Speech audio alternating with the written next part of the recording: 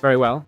How does the tachyon absorber work? Basically, this element here absorbs energy, okay? What energy? Well, the energy when two molecules collide in the particle accelerator, okay? So if we have a well-established particle accelerator, say, to make diamonds, right? It needs 500 energy, and we know the two coal dusts always collide in the same spot. We place these absorbers to generate energy from that explosion, okay? Important. If a black hole spawns, you can get energy from it with this, okay? With the tachyon absorber. It's best to put a cobblestone generator under the hole, alright? Because the black hole will constantly absorb blocks.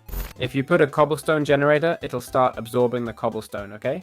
Place it right under the hole to absorb cobblestone, preventing damage to nearby blocks. Got it? I'm putting it here to stop it from consuming any important items, alright? So that's what the tachyon absorber is for.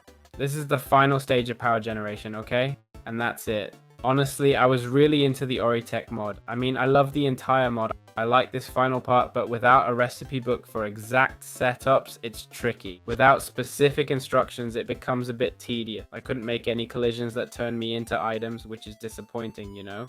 Hey, you do all this work now, and on top of that, to craft all this stuff, do you know how many resources you need? Spending all those resources just to play fortune teller to get a diamond? Come on. Sure, the nether star can be cool, I guess. I mean, the nether star is neat, I'm not denying that. The overcharged crystal too, but seriously, playing fortune teller for elytra, with all this stuff, do you realize how much it's all worth for elytra? We must be joking.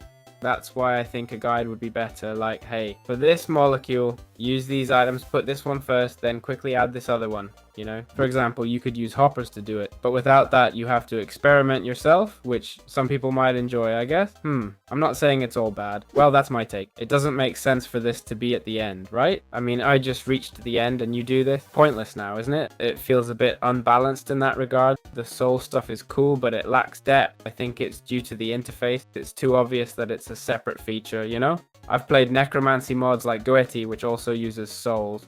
I get what they're trying, but it falls short. They'll likely keep developing it. This mod looks really impressive. It's well crafted with great animations and smooth functionality. I've encountered hardly any bugs except for item frames breaking and giving souls, and a minor issue with lava generators where you can get a full lava bucket back while the generator still has lava inside and regenerate.